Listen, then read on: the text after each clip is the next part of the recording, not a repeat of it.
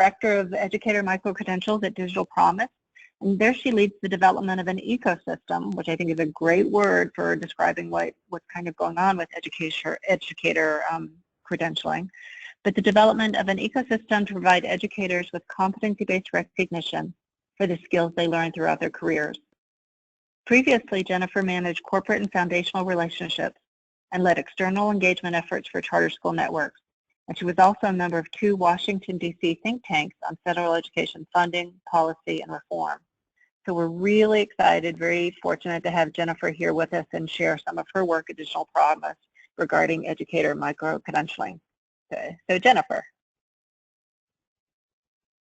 Thanks so much, Janet. So it's exciting to be here today to tell you a bit about the work that we're doing, but I think more importantly to answer any questions that you might have about this work, and then of course also to get a really on-the-ground view from Machel Mills from the Tennessee Department of Education. Tennessee has really been a thought leader in pushing forward how micro-credentials can really be used on the ground to support educators. So if I could get the next slide, please. So micro-credentials fundamentally come from this belief that educators are by definition continuous learners. They graduate from their credentialing or certification program, able to go teach in the classroom, but they are by no means fully baked educators at that point. They engage in a true lifetime of learning, both learning that is required through often state or district level systems where they're required to engage in a certain amount of professional learning. But now we know more than ever, educators are also engaging in informal learning, so learning that happens online or with peers or through mentors on Twitter, YouTube, blood, sweat, and tears, and trial and error in the classroom. And unfortunately, our existing systems don't always recognize that learning that happens in informal settings. So micro-credentials are really trying to address 2 pieces. One is shifting the way that we talk about educator professional learning from an explicit focus on those formal settings, so the workshops and in-service days and what have you. Falls. Visit michigan.gov/winterworker for more winter worker safety tips. Are other folks hearing that? Yeah, can everyone please check their phone? And there we go. Thank you. I thought for a second I was losing my mind. Sorry about that. So where was I? So facilitating this shift from focusing on formal ways of learning and validating the way that educators learn in formal settings, and also recognizing learning that educators are doing in informal settings. And then the other piece is facilitating the shift from an explicit focus on seat time for validating and measuring educators' learning towards competency. We know now more than ever that for students the most effective way of assessing their learning is through competency-based learning as opposed to just focusing on those Carnegie units or seat time. And we believe fundamentally that we should be doing that for our educators as well. So can I get the next slide, please? So when we think about building this system of micro-credentials, we think about it in this triangle, if you will. So the top part is the desired outcomes. So the things that we know we want teachers to be able to know and be able to do. So those are often backed by research. So for example, we know that it's really valuable for an educator to be able to demonstrate wait time. So asking a question and then waiting 5 to 8 seconds after they ask that question to allow students to talk to each other, to think more thoroughly about their responses. And there's outcomes that we don't have research to back up, and so those wouldn't be in this system. So the silly example I often use is teaching algebra while standing on one foot. There's no research to suggest that that is a valuable practice, so there wouldn't be a micro-credential on that. We know that there are multiple ways to learn these things. So again, there's the tried and true formal learning experiences, but now there's also more than ever these informal learning experiences, including, and I say this often, the like trial and error and just a teacher's sheer will in their classroom and in their practice, and that all of those learning avenues are equally valid. And then there's the evidence of learning. And this is what we explicitly care about, is what can an educator show us at the end of the learning experience to show that they can have learned that thing and that they can apply it in their practice. And that's solidly where micro-credentials live. Next slide, please. So with all of that said, Digital Promise has embarked on a journey, if you will, to develop this system of micro-credentials that clearly articulates the competencies that we know are important, recognizes educators who demonstrate those competencies, and can be displayed as digital badges. Digital badges, it sounds like folks are more or less familiar with this concept on the call. They're essentially a piece of digital currency. So a sort of an image that has metadata behind it that an educator can use as currency in a lot of different ways. And that's one of the things that we'd love to talk to you more about today, is what type of currency are valuable for educators. So could a digital badge or a micro-credential be used for continuing education units, or graduate credits, or relicensure, or access to different leadership pathways or career pathways, or access to salary bumps and stipends. So there's a lot of different ways to think about using that currency, which is specific to each micro-credential, specific to each educator, and specific to the evidence that they submitted, to provide value for that educator and to empower them in their personalized learning trajectory. Next slide, please. So before I sort of dive into the nitty-gritty of micro-credentials themselves, I want to talk a bit about sort of who's who in our ecosystem. So first is digital promise, and we think of ourselves in sort of two ways. The first is the developer of the ecosystem. So we are bringing together all of the different players, facilitating the creation of the micro-credentials, the implementation of them, the platform, et cetera, et cetera. We are also sort of this good housekeeping seal of approval. So one major piece of work that we've contributed to the ecosystem is the creation of a micro-credential framework and template, which essentially defines the DNA of a micro-credential. So in this badge image that you see on the right-hand side of your screen, there's that little DP in the bottom left-hand corner, and that says that this micro-credential complies with our template and framework. It is research-backed, evidence-based, and assessment-based. So by that measure, a state or a district or organization can see that micro-credential on an educator's resume or website or blog or whatever it might be, and know that it is a high-quality indicator of an educator's ability. Next are the earners, and those are, of course, the educators themselves. When we think about this ecosystem, we think about educator very broadly. So an educator could be a classroom teacher, they could be a paraprofessional, they could be a counselor or a coach, they could be an administrator, they could be at the school district level or the state level or the school level. So we're really trying to build a system that addresses sort of all of the players in the education space. Then we have issuers. So issuers are the organizations, and it's important to emphasize that they're organizations. So we don't have micro-credentials that are issued by Mrs. Smith, a third grade teacher in Los Angeles. All of our micro-credentials are issued by organizations. They could be nonprofit or for-profit professional development organizations, institutions of higher education, ed tech companies, et cetera, who have content expertise in a specific area. So those issuers have developed the micro-credentials themselves. So any micro-credential that you see of the system is the IP of that specific issuing organization and reflects their expertise. They oversee the assessment of the evidence that educators submit to earn that micro-credential, and they ultimately award that micro-credential to the educator. So if you see an educator walking around with a Center for Teaching Quality micro-credential on their resume, you know that the Center for Teaching Quality actually hit the final award button to give that educator that micro-credential.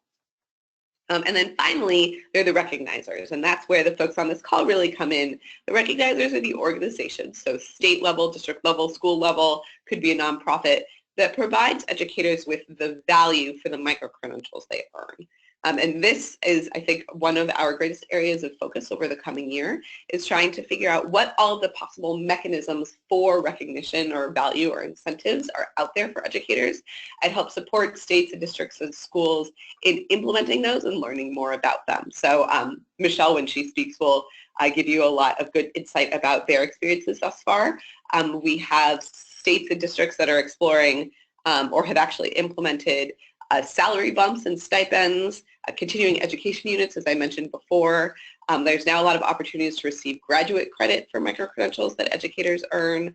And then, of course, I think one of the most sort of interesting possibilities is around leadership and career pathways for educators. So by virtue of earning specific micro-credentials or pathways of micro-credentials, where might that allow an educator to go in their career? So this, I think, is a really ripe area for exploration over the coming year. Next slide, please. So when we think about that DNA of a micro-credential that I mentioned before, that framework and template that we've created, these are the core components. So the first is the competency. So what is the thing that we're asking an educator to demonstrate? A really sort of micro-concrete example is wait time, as I mentioned before, but you could also imagine a larger competency like implementing design thinking in the classroom or a Socratic seminar or leading a maker workshop or anything along those lines. So micro-credentials do have different grain sizes, as we call them. The next is the key method. So if the competency is the what of what we're asking the educator to do, the key method is the how. So what is that research-backed method that we're asking an educator to implement to achieve that competency? So you can imagine that in some cases there is a single key method for a competency, wait time being a great example of asking that question and then waiting those 5 to 8 seconds after asking it. But in other cases, there could be multiple key methods for a specific competency. So checking for understanding is a great example, where the key method could be asking students to come up to the whiteboard, it could be exit tickets, it could be asking students to gesture to indicate their understanding. So in that case, you could have multiple micro-credentials all for the same competency that just use different key methods. The next piece is the method components.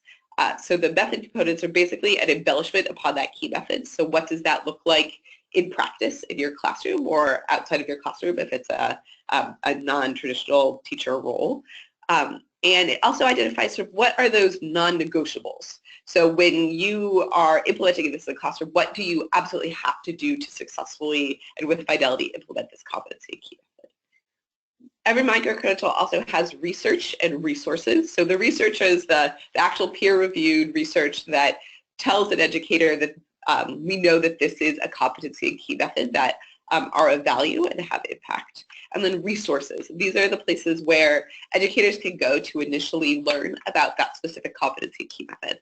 Now, it's really important here to recognize that micro-credentials are not courses. They're not in and of themselves the learning experience. They're what happens after the learning.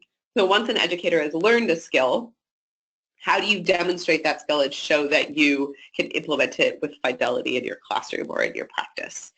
So those resources are a place that an educator could go to start learning, but they're by no means exhaustive. We're really acknowledging that educators can and should be learning things in all sorts of different ways, and that the micro-credentials are what happens after. Every micro-credential also has the mission criteria, so this is the evidence, it's sort of the meat of the thing.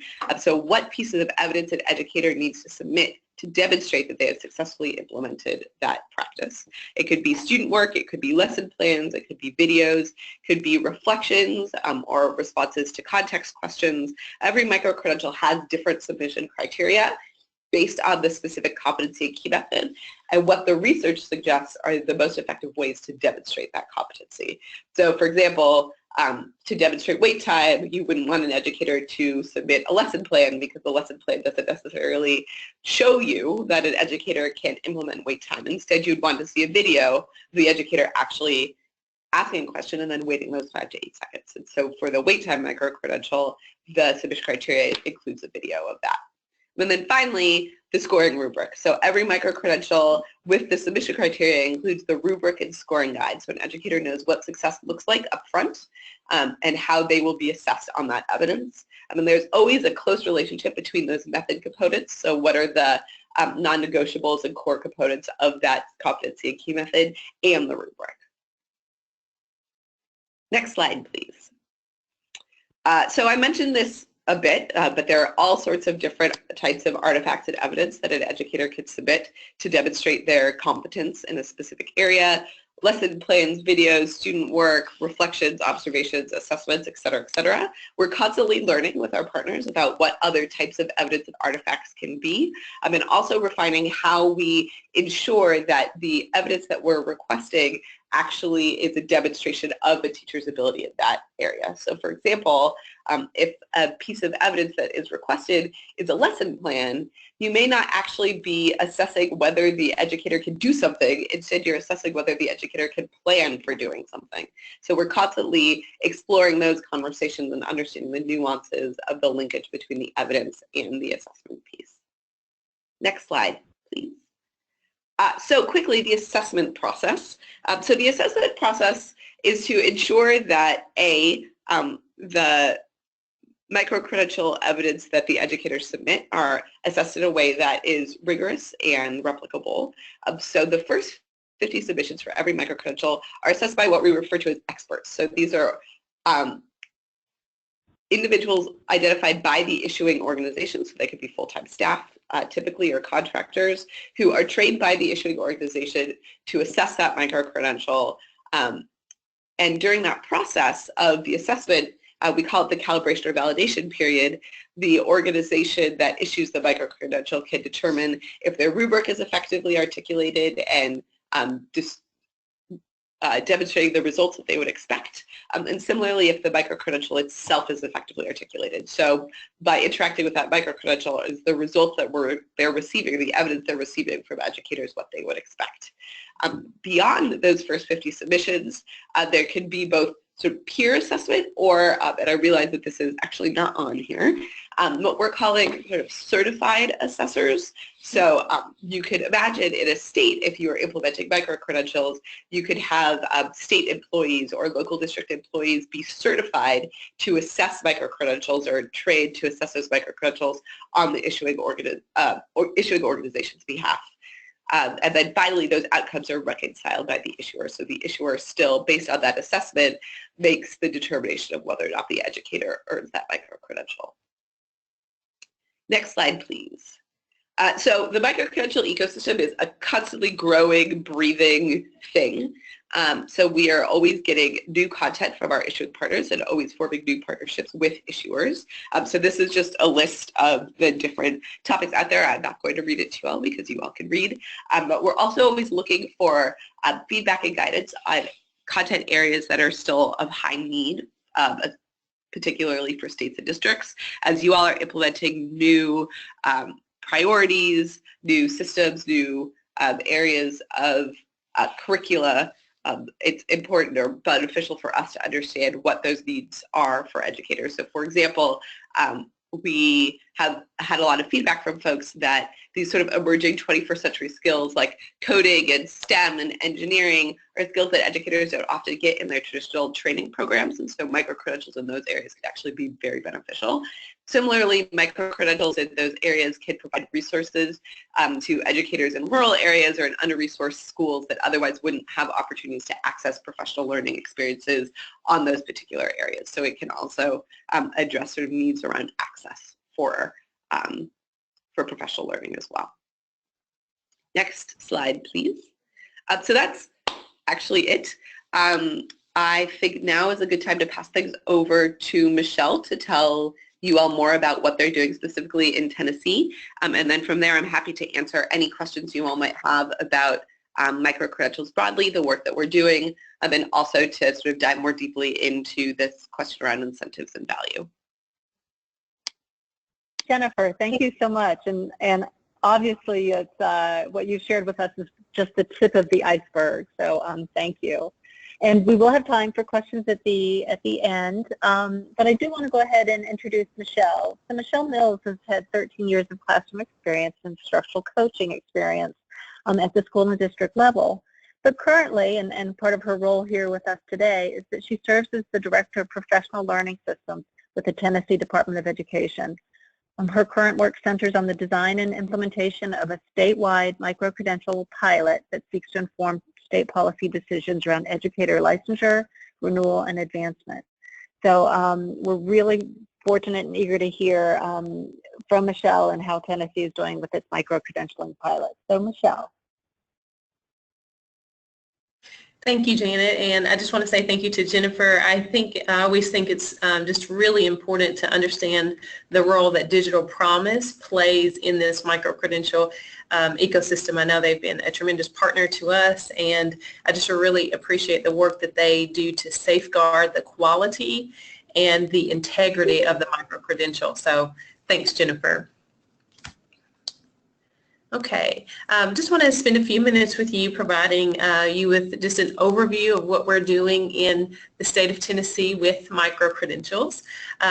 Just some background, around 2015 our education commissioner decided to take a look at innovation within our state, and out of that was born a personalized learning task force. And part of that, those were some initiatives that included blended learning, pilot with Algebra 1, a data dashboard with some of our analytics, and then this idea of micro-credentials, which stemmed from competency-based education for students, but our commissioner felt that in order for teachers to really do competency-based education well, it would serve their best interest if they had the experience, if they were able to experience it themselves. Kind of around the same time, we also learned about this emerging innovation in professional learning of micro-credentials. And so about a year later, they decided to go ahead and pilot this work with micro-credentials. So there are really several goals that that our work with micro-credentials intends to address. But some of those things are, you see here on the slide, flexibility, relevance, and just providing true professional learning that was personalized for our teachers.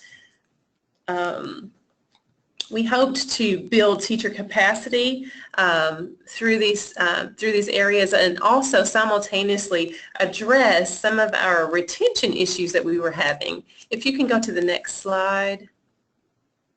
Thank you. So in 2014, Celine Provini wrote an article for Education World that used data from the U.S. Department of Ed Attrition and Mobility Report. And so in that report, she outlined and highlighted that the areas that you see on your screen, professional advancement, development, learning from and with colleagues, recognition and support for managers, and autonomy over their own work, was markedly better in non-teaching professions. So, so this report went and kind of tracked former teachers who had moved out of the field of teaching, and this is the feedback that was given. And so taking that national data and looking at it through through the lens of teachers in Tennessee, we felt that we wanted to kind of get ahead of the curve and address some of our own attrition issues based around this advancement development, et cetera. And so we simultaneously hoped that using micro-credentials to personalize the professional learning of teachers would help them feel better about professional development within education,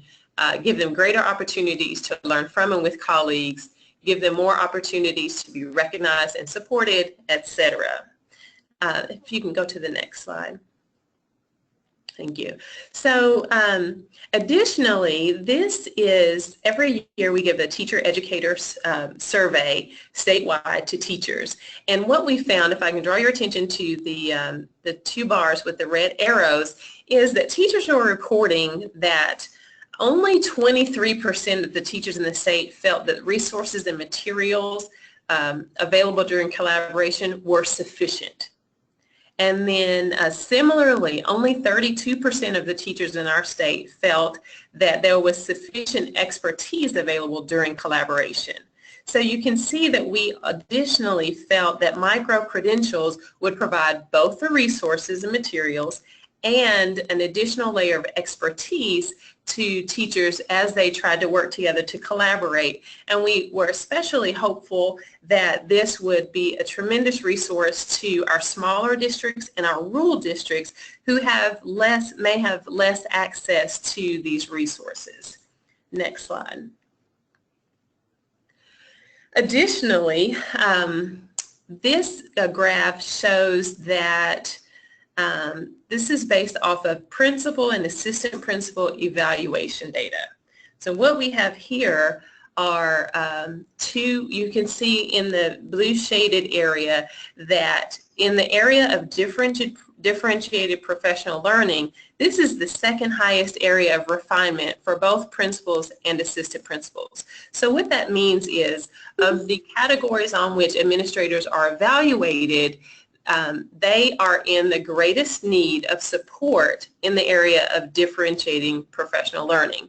So in addition to providing teachers with the experience of competency-based education for students and building their own professional personalized learning, we also hope that our pilot with micro-credentials would give us information and eventually tools to give to administrators so that they can support their staff by differentiating professional learning. Next slide. Next slide. Thank you. So here's what we did. This is the design of our year one micro-credential pilot. We invited 30 highly effective teachers with between 4 and 9 years of teaching experience to be part of our pilot. We then asked them to self-select or work with their principal to be assigned a novice teacher with whom to earn the micro-credentials throughout the year. We gave them the opportunity to earn up to 3 micro-credentials, and we did want this to be a statewide initiative. We did not want to just focus on our rural districts or our urban districts or districts that were, approximately close to us. We wanted representation from across the state. We have 8 core regions, and we were able to get teachers participating from 7 of those 8 regions. I think a very important element of our design is that you see here it's aligned to our team rubric. Our team rubric is our statewide educator evaluation rubric.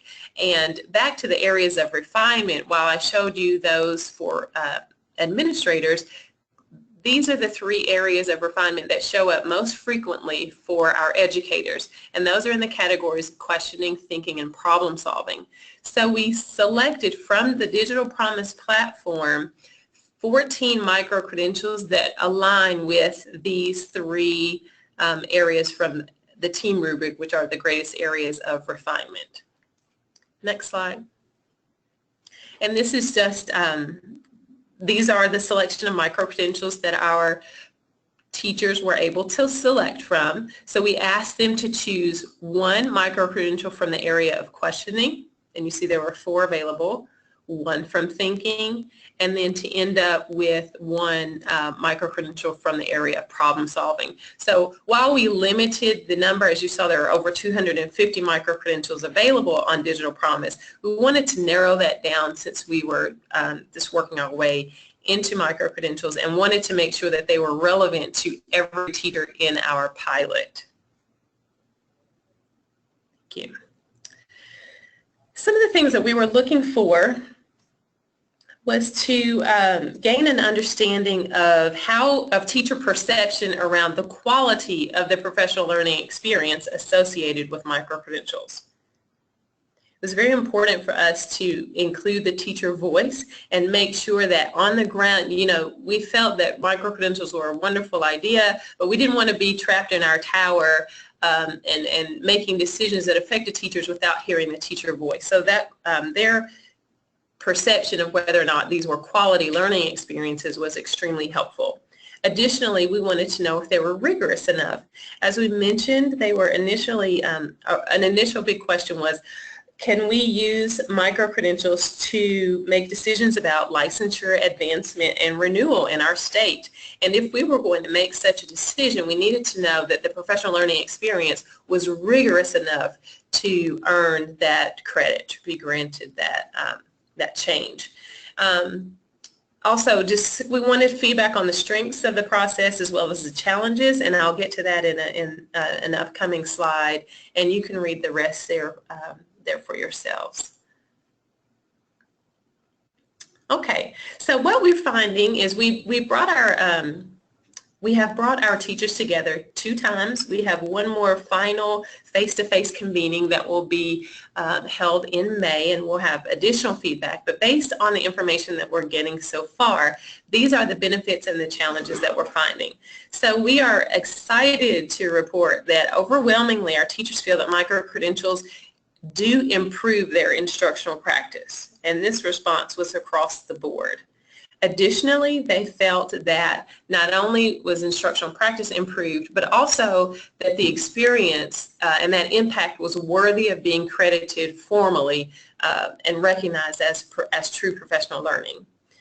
A really important point that came out was that even when teachers did not earn the micro-credential initially, and many of them did not earn the micro-credential on their first pass, the teachers found the feedback specific and helpful enough to go back, resubmit, and eventually earn the micro-credential. But they felt confident even in the denial because they knew that they could do better work and that the feedback was specific enough to help them actually grow in those particular areas. And just quickly, some of the challenges, we are hearing that this could be overwhelming for first-year teachers if they do not have the proper supports. The probably greatest challenge was the challenge around video recording. So teachers needed a lot of guidance around video recording and uploading for those micro-credentials that required video evidence. They initially got there, but there was a huge learning curve. And so we will do more in the future to support them with that and provide guidance and tips and advice.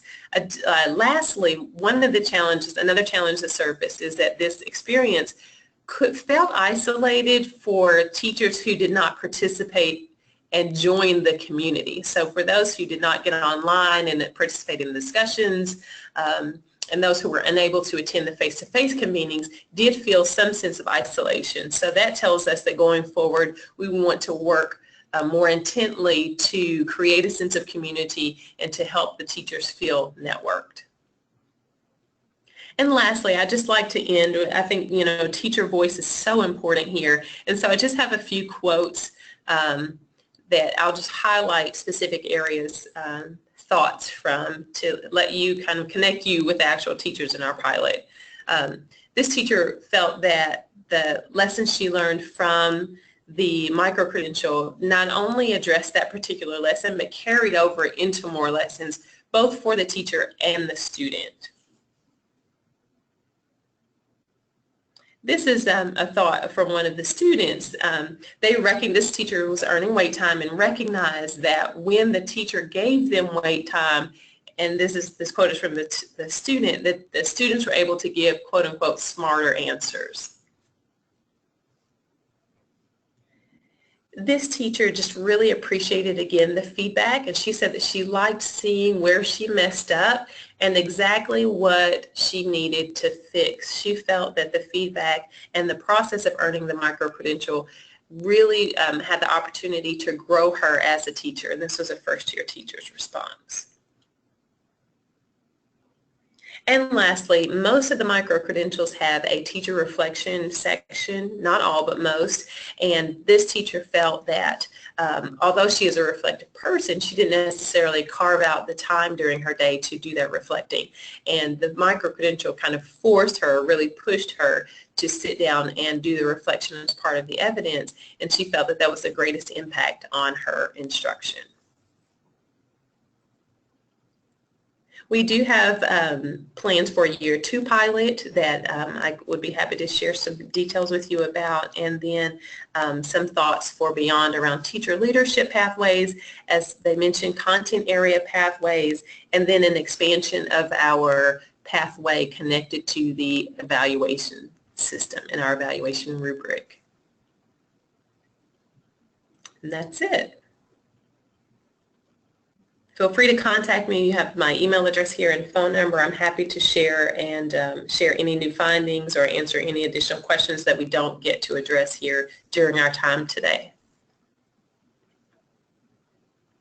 Machel, thank you so much, and thank you for kind of the firsthand discussion,